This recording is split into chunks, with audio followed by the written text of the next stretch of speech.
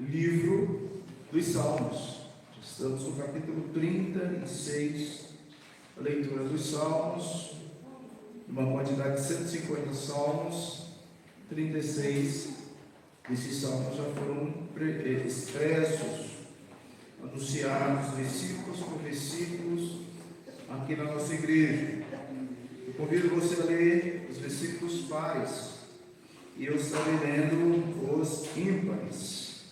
O tema dessa manhã, nós estaremos verificando e analisando o seguinte tema: benignidade. Esse é o nosso tema escolhido para essa manhã.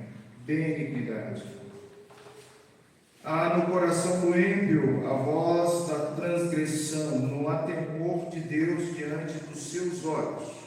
Porque a transgressão lhe lisonjeia aos seus olhos e lhe diz que a sua iniquidade não há de ser descoberta nem detestada. As palavras de sua boca são malícia e dolo, abjurou o discernimento e a prática do bem. No seu leito maquina a perversidade, detém-se em caminho que não é bom, não se desatreve do mal.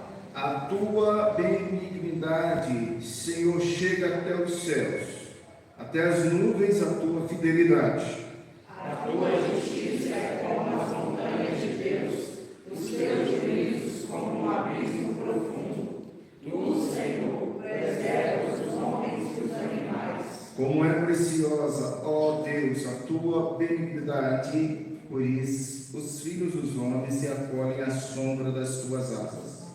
Fartam-se da abundância da tua casa, e na corrente das tuas delícias lhes hás de beber. Pois em ti está o manancial da vida, na tua luz vemos a luz.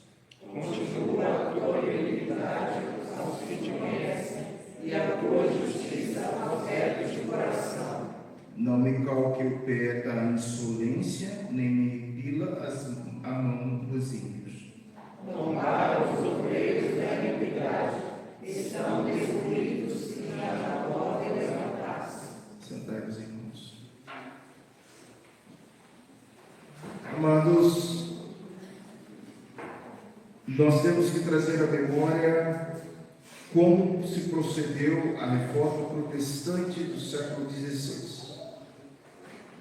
Uma das tarefas nossas é recordar a história, porque uma família sem história é fadada ao esquecimento. Uma igreja sem história é fadada à queda, ruína. E um povo que é originário de uma história tão linda como foi a história datada de 31 de outubro de 1517, não pode ser esquecido. Nós não podemos esquecer qual é a nossa origem. Nós iremos reacender essa história gradativamente a partir de então. Mas foi em 1517, o monge agostiniano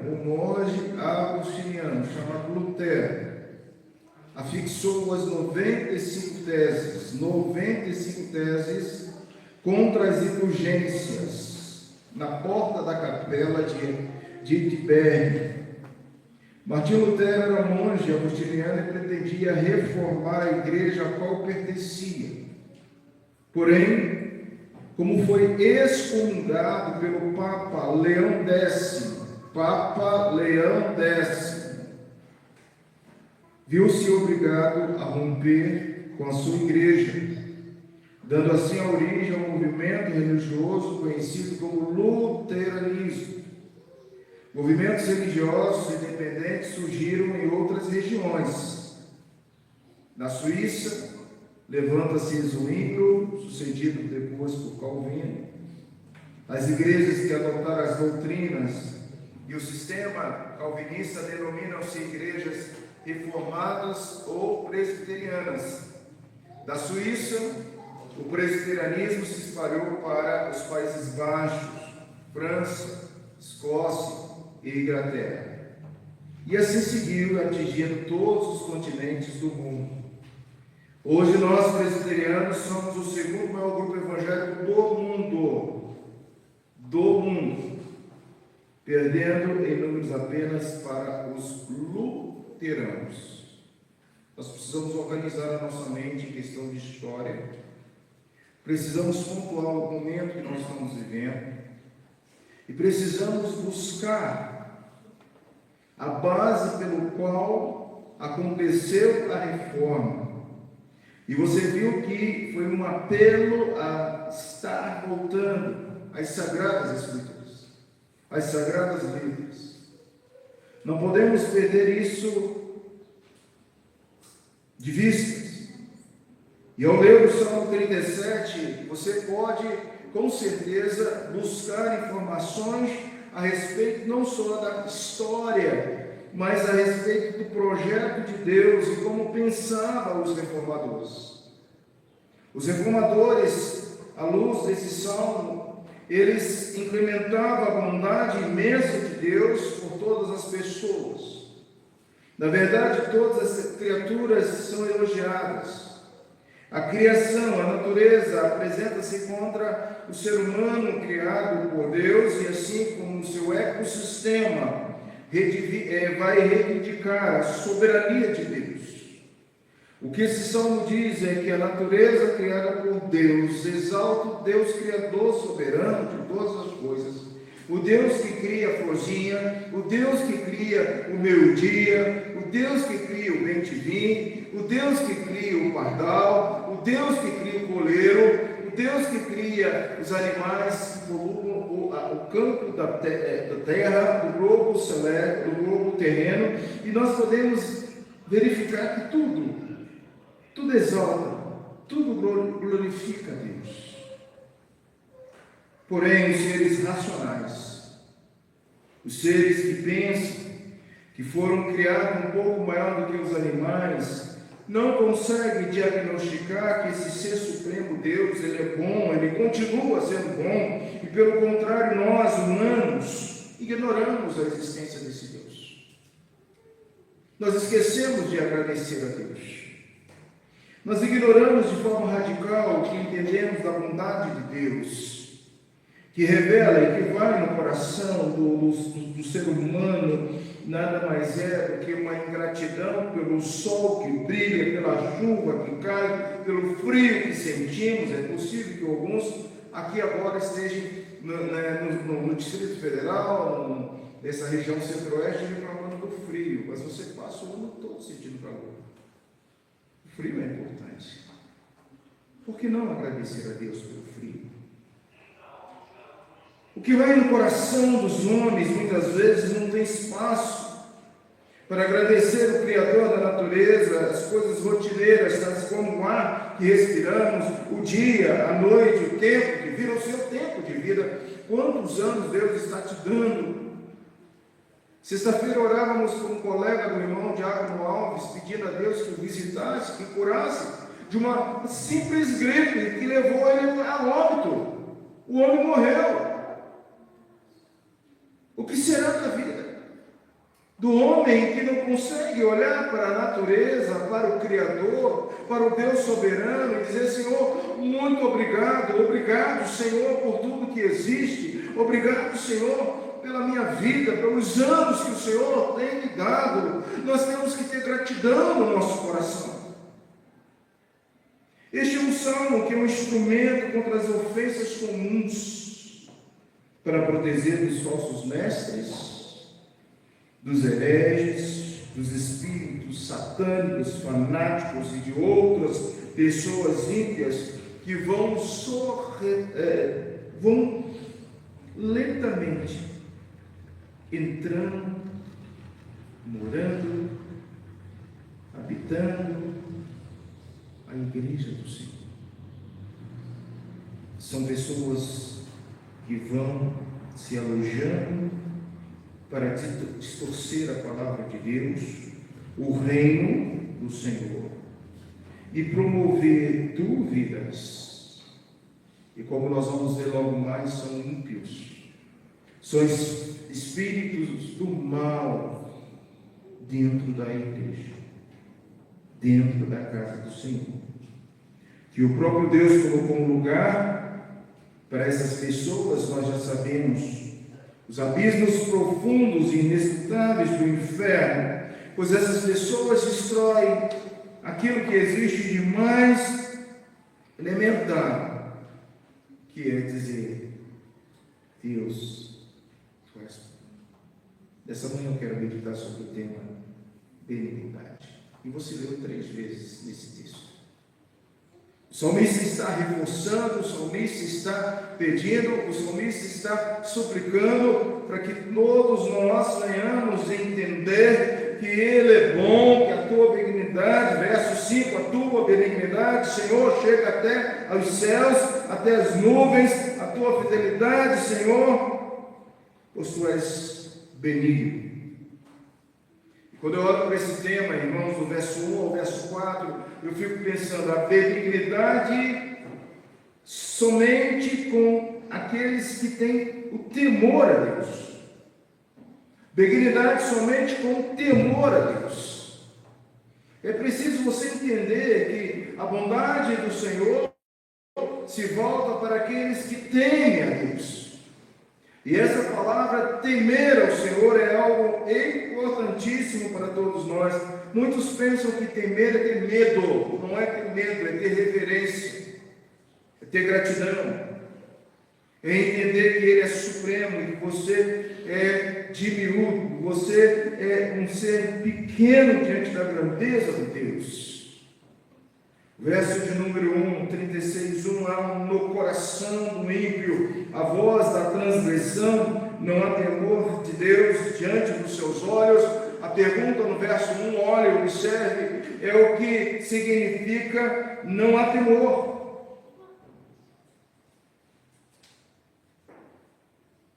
Onde não há temor, há o quê? Iniquidade. Aonde não há temor, há iniquidade, pecado, transgressão. Mas de onde vem o pecado? De onde vem a transgressão? De onde vem a insubordinação? De onde vem o ser humano achar que pode ordenar a Deus, que pode mudar a mente de Deus, que pode dizer a Deus, porque Deus eu estou sofrendo, ó Deus, eu sou o suprassumo, eu sou o último pacote da bolacha lá, eu sou o último biscoito, eu sou eu. Meu Deus do céu, de onde vem essa intervenção, de onde vem essa colocação, achando que nós somos alguma coisa para questionar a mente do Senhor? Quem deu ao Senhor? Quem primeiro falou a Ele? Porque dele, para Ele, são todas as coisas. De onde vem a iniquidade? O salmista no Salmo 36, verso 1, questiona isso. Há no coração do ímpio a voz da transgressão, não há temor de Deus diante dos seus olhos, não há nada diante dos seus olhos que representa temer a Deus. Indica que Davi, tendo testemunhado a depravação comum do mundo dos ímpios, rumina sobre os ossos com grande espanto, com origem. No fim, ele observa que tudo começou com uma opinião falsa e errada, como qual o ser humano tem convencido a si mesmo de que não existe Deus. Ser racional não consegue ver Deus na revelação natural. Os céus proclamam a glória de Deus, o firmamento anuncia as obras das suas mãos. Não há como não dizer, não existe Deus. Mas o ímpio não consegue ver Deus. Aqueles que temem a Deus são comparados com aqueles que não temem. Porém, Davi agora, ele não está preocupado com aquele que não conhece a Deus, mas Davi está preocupado no seu contexto, no seu salmo, com aqueles que sabem que Deus existe. Com você. Então, se eu sei que Deus existe, como deve ser o meu coração? Porque se o meu coração for igual ao do ímpio, que significado tem para nós dizer, Deus, tu és Deus sobre a minha vida, tu és soberano sobre a terra, assim como a corça suspira pelo Deus vivo, assim como a planta suspira e sabe que existe um Deus que o criou, você também precisa dizer, Deus, eu sei que tu existes, eu sei que tu estás ao meu lado. As pessoas que temem a Deus são cuidadosas com seus caminhos e exigentes em si mesmas. Aqueles que não temem são seguros e estão contentes com seus próprios atos, porque os transgressores lisonjeiam seus olhos, agradam seus olhos, enquanto aqueles que temem a Deus se esforçam para informar a sua consciência com a intenção de não cometer maldade. Aqueles que não temem iludem, enganam-se a si mesmos e praticam impiedades. Todos aqueles que temem a Deus sabem em si mesmo que os pecados que os colocam em perigo diante dos outros percebem aqueles que não temem a Deus, que serão capazes de ver os seus pecados, são incapazes de ver os seus pecados, nem mesmo quando os outros ouvirem. Sabe de uma coisa, meu irmão? Eu preciso entender que a benignidade de Deus é somente para aqueles que temem. Verso 1 ao verso 4, nós entendemos isso. Ele chega no verso 3 e diz assim: as palavras de sua boca são malícia e dolo, abjurou discernimento e a prática do bem. No seu leito maquina perversidade e detém-se em caminhos que não é bom. Não se despega do mal. Aquele que não teme a Deus, que busca a iniquidade, ele não consegue entender como os que temem a Deus lutam com todas as suas forças para que o pecado não possa dominar. O princípio do temor a Deus, o princípio da sabedoria é o temor a Deus. Em segundo lugar, a benignidade somente em Deus. Verso 5 a verso 9. Há um louvor pelo sustento do amor firme do Senhor. Louvor pela bondade de Deus. Aqui Davi louva a bondade de Deus. Ele é tão paciente com os ímpios. Deus é paciente com os ímpios. Deixa cair a chuva sobre os piedosos e os ímpios igualmente. Tudo que vemos, o céu, as nuvens, o sol, a lua, as estrelas, a água, a terra, os animais, o fogo e tudo mais, percebe-se a bondade de Deus que expõe no Salmo 19, já citado. Assim a verdade de Deus de forma natural é abordada em toda a terra e ninguém possa justificar desconhecimento de Deus. Dessa forma a justiça de Deus permanece firme e inabalável. É o que nós chamamos de graça comum. A graça comum está sobre todos, sobre justos e ímpios, sobre aqueles que são salvos e sobre aqueles que serão julgados eternamente ao fogo, condenados. Graça comum. Mas mais uma vez, o salmista está preocupado não com os ímpios, mas ele está preocupado conosco, com o justo, com aquele que teme ao Senhor, com aquele que reconhece a soberania de Deus. Ele está preocupado com a sua igreja e ele diz: a tua benignidade, Senhor, chega até os céus.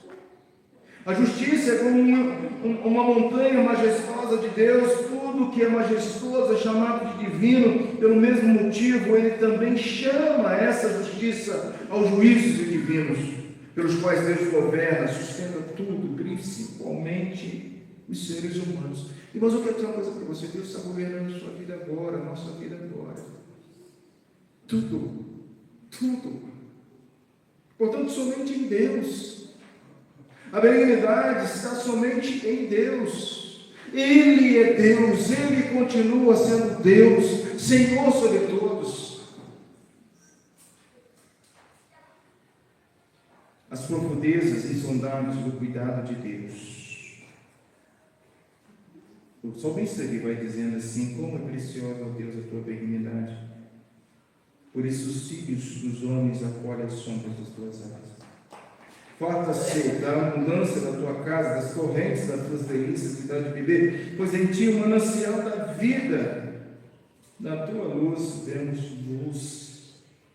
As profundezas insondáveis de Deus, diz João Calvino, como essas palavras, o salmista nos ensina que para qualquer lado que possamos olhar, para cima ou para baixo, todas as coisas estão reveladas e organizadas pelo justo julgamento de Deus. Para onde me ausentarei da tua presença? Para onde irei? Se subo tu estás, se desço tu estás. Parece que o salmista está dizendo assim: ei, igreja, acorda, ei, irmão, acorda. Deus é bom. Deus é bom, Ele está dentro de você. Deus está em toda parte. Mas nós, seres humanos, não conseguimos reconhecer a benignidade de Deus. Não conhecemos, não conseguimos. Será por quê? Por causa de não reconciliarmos com aquele que veio reconciliar o mundo, que foi Jesus. Somente em Deus, somente em Cristo, somente através do Espírito Santo, a reconciliação por meio de Jesus, o Senhor, sem exceção de qualquer um, a quem envia o Evangelho, a quem está dentro da igreja visível, oferece a todos a reconciliação por meio de Cristo, para que corra para o propiciatório erguido em Jesus, que é o Deus encarnado, como foi prenunciado na figura da arca de ouro, da aliança, dos concertos. Irmãos, em Cristo, e só há um momento a ser vivido é reconciliar com Ele. Reconcilie sua vida com Ele hoje. Esse é o ministério dado para todos, o ministério da reconciliação. E somente em Deus, somente Deus, e através da reconciliação de Jesus Cristo, por meio de Jesus Cristo, a abundância em Cristo. O contexto maior do 5 ao 9 nos mostra essa abundância em Cristo. Eles festejam, renovam-se com a palavra de Deus, com os ensinamentos puros, santos do Evangelho, mesmo que sua barriga não esteja cheia, satisfazem-se com sua sede com a palavra, assim como o sangue do Filho de Deus, que Ele derramou por nós, e agora o nosso corpo e nosso espírito como verdadeiro consolo de vida, pois em Deus está a fonte da vida. Sem Ele só temos a morte.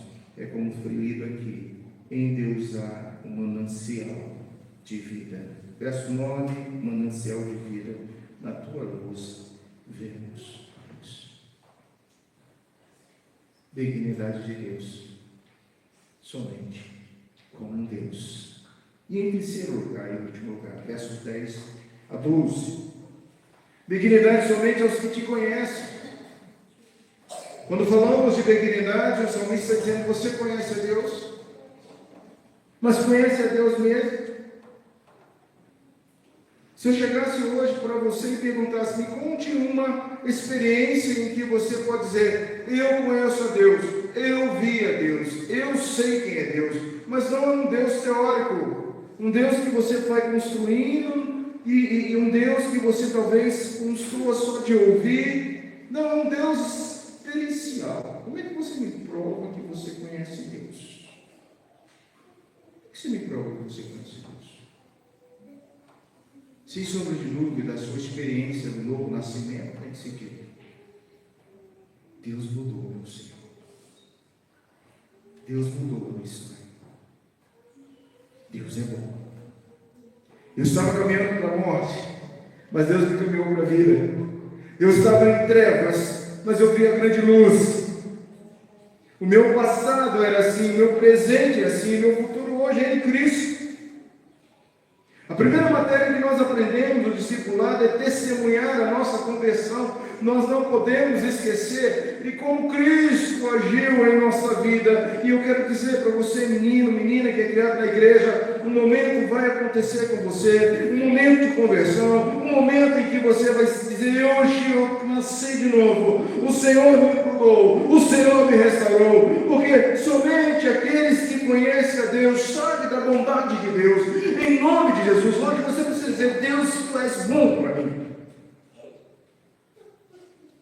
Olhe para Deus, o autor, o consumador da nossa fé. Olhe para o bem daquilo que Deus tem feito por você, para sua casa, para sua família. Somente os que conhecem valorizam a benignidade de Deus. Siga o exemplo de Davi, a verdadeira marca de uma pessoa piedosa, em união da fé em Deus, com zelo sincero, pela obediência a Ele, pois Ele continua a tua benignidade aos que te conhecem, a tua justiça aos retos de coração, pois diz lá o verso de número 9, pois em ti está o manancial da vida, na tua luz vemos a luz, continua a tua benignidade aos que te conhecem, a tua justiça aos retos de coração. A confiança no julgamento futuro de Deus, aqui se extrai, irmãos, a confiança. A sua oração, sem dúvidas, que havia recebido a resposta ao seu pedido, assim vemos com certeza da fé, como se direciona os santos, como, além disso, para confirmar ainda mais a sua confiança em Deus, ele mostra como se estivesse apontando com o seu próprio dedo a destruição certa dos ímpios. Os ímpios e aqueles que praticam a iniquidade estão derruídos e já não podem levantar-se. A oração aqui dentro do contexto final, demonstrada pelo salmista, é pela perseverança e preservação. Permita que persistamos firmes na Tua palavra e não nos desviemos, nem tropeçamos por causa da Tua verdade, que não sejamos orgulhosos ou venhamos nos distanciar da Tua revelação, ainda que seja a revelação natural, mas que Ele seja um misericordioso e nós também, e que a Tua palavra, que é verdade, nos dirija, e que todo espírito de arrogância e falsidade passe longe, para que nós não venhamos ser lançados no túmulo, mas que o Senhor possa preservar cada igreja, cada cristão. Nessa manhã, irmãos, nós vimos no Salmo 36 o tema benignidade. Meu objetivo nessa manhã é dizer para você: reconheça Deus como sendo um Deus benigno. Reconheça, porque isso vai te levar, em primeiro lugar, a temer a Deus. A temer a Deus. Em segundo lugar, você vai acreditar sua fé somente em Deus. E em terceiro lugar, você vai estar conhecendo um pouco mais de Deus.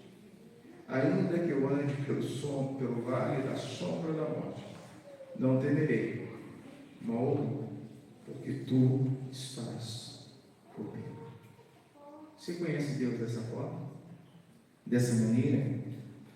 Qual a aplicação prática do Salmo 36, irmãos? O Salmo 36 contrasta a maldade humana com a fidelidade e misericórdia de Deus. Se os animais, se a natureza, se tudo reverencia Deus, o Deus benigno, o Deus bom, o homem faz o oposto. O ímpio faz o oposto. Mas é duro que o salmista está falando que existem muitos crentes que estão fazendo a mesma coisa dos ímpios. Eu não sei se você está com o seu coração grato a Deus, mas observe que se você está no mesmo grau dos ímpios, que diferença tem Deus feito na sua vida? Lições profundas, tanto para o ser indivíduo, pessoal, como para a coletividade da igreja, podemos pensar. Eu quero pensar em 3 aplicações aqui. A primeira para a sua vida e a segunda para a vida da igreja. Primeiro para você, meu irmão, como você está na confiabilidade em Deus e na sua fidelidade para Deus? Confiança no amor e fidelidade a Deus. Verso 7, leia 36:7. Como é preciosa, ó Deus, a tua benignidade, por isso os filhos dos homens se acolhem à sombra das tuas asas. Essa é uma figura que Jesus citou quando ele entrou em Jerusalém. Jesus lia a Bíblia, viu? Conhecia a Bíblia. E ele citou muitas vezes, lembra que Jesus, quando ele entrou em Jerusalém, nós lemos aqui em Lucas, após aquelas crianças, as pessoas, Hosana, Hosana, Hosana, ao filho que vem, em nome de Davi, e aquela festa e tal, Jesus parou e disse algo, que 70 anos depois da morte de Cristo, aquele povo viveria. Quantas vezes eu quis ajuntar como uma galinha junta debaixo das suas asas esse povo. Jerusalém, Jerusalém. Você lembra dele? Irmãos, é tempo de dizer para você, crente: ansiedade, depressão, preocupação em excesso, insônia,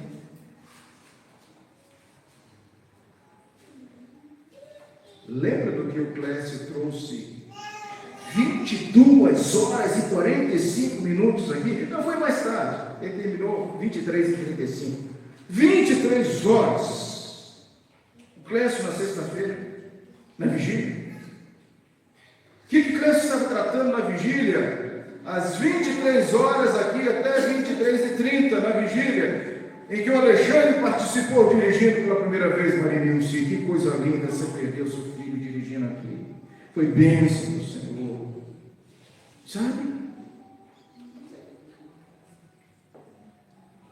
Que palavrinha. Você lembra da palavrinha? Aflição.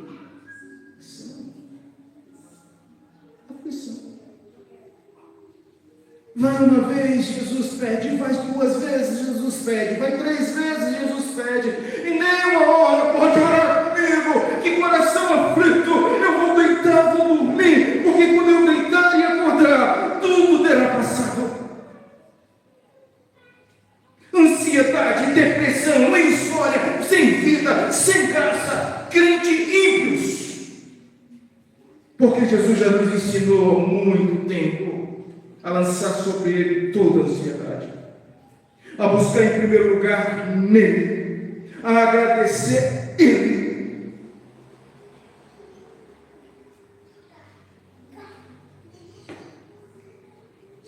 Eu, quando leio esses textos, eu fico pensando na igreja, irmãos. É para nós, irmãos, é para nós. Acorda, crente. É para você, é para mim. Ele é bom. Aplicação em tempos de dúvidas, de solidão. O indivíduo pode lembrar-se de que Deus oferece abrigo, proteção, cuidado constante. Isso fortalece a fé pessoal e proporciona paz. Eu não vou ensinar o que Cristo fez, porque o irmão pregou. Converse com ele, se você não pôde estar aqui. Mas nós não lembramos. Como é que eu trato da aflição? É uma maneira que o próprio Jesus ensinou. Segundo lugar, irmãos, a autoavaliação moral. O início do Salmo fala sobre a corrupção do coração. Há no coração do ímpio a voz da transgressão, não há temor de Deus diante dos seus olhos, não há regra moral, não há limites, não há santidade, não existe uma autoavaliação do meu comportamento, serve como espelho para examinar as suas próprias atitudes, o que eu estou fazendo e quais as minhas motivações. Estimula a prática da integridade e da vigilância espiritual dia a dia. Vigia, irmão, como é que está o seu testemunho? Como é que está o seu caráter? É triste dizer, irmãos, mas muitas vezes nós estamos piores hoje do que ontem. Se perguntar quem é um crente hoje, o crente é caloteiro, o crente não paga suas dívidas, o crente está enrolado, o crente está escravizado, o crente não sabe lidar com cartão de crédito, o crente está enrolado e tudo. O que é isso, irmão? O que é isso, irmã? Vigia, irmão. Vigia, irmão. Você não é escravo, não é escrava. Compra não paga, está com mão não consegue emprego. Vou falar baixinho aqui, mas disse que os crentes hoje não conseguem nem serviço mais. E se você chegar e falar que é crente, aí você não... Por que chegamos a isso? Igual o ímpio. Igual o ímpio. Devo sim. Pago como eu posso. Eu já cansei de ouvir isso da boca de crente.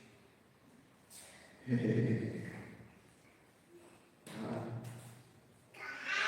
é assim. Busca pela sabedoria divina, versos 9. Pois em ti está o manancial da vida, na tua luz vemos luz. Incentiva o indivíduo a procurar a orientação, o discernimento de Deus, sobretudo nas decisões difíceis. Eu tenho uma decisão difícil para tomar amanhã. Eu tenho uma decisão difícil. Eu vou jejuar, eu vou orar, eu vou falar com Deus. Deus, me dê discernimento. Deus, me dê orientação. Se eu mudo de casa, se eu compro uma casa, se eu troco de carro, se eu vendo minha moto, o que eu vou fazer? Eu tenho uma decisão para tomar. Mudar de emprego. Irmãos queridos, busquem no Senhor. Entregar meu emprego. Decisões difíceis na sua vida só vai ter resposta aos pés de Jesus, em oração, confiando nele. Dias difíceis que mexem com a sua moral, com a sua integridade, precisam buscar discernimento em Deus. Enfim, irmãos, esse texto é um texto que fala para a família, a igreja e a sociedade. A cultura de misericórdia e compaixão, mais uma vez, é vista nesse texto. Que se Deus é compassivo para ímpios e justos, na graça comum, ímpios e justos, nossa igreja também precisa exercer misericórdia, ser acolhedora, justa, compassiva umas com as outras, ajudando a encontrar o caminho. Segundo, resistência à injustiça e à corrupção.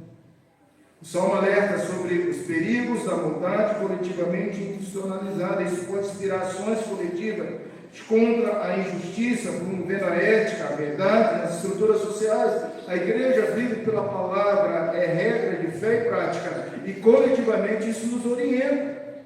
E por fim, irmãos, devemos reconhecer a fidelidade de Deus e os grupos humanos como igreja de vizinhança, fortalecer laços de esperança e solidariedade. Deus é bom, é benigno em todo o tempo. Que Deus nos ajude, irmãos. Fiquemos em pé. Passemos a escola bíblica dominical, vamos orar. Que a graça do Senhor Jesus, o amor de Deus e a consolação do Espírito Santo esteja sobre todos nós, família, e que a benignidade do Senhor permanece, dure para todos sempre. Em nome de Jesus. Boa aula para todos. Deus abençoe.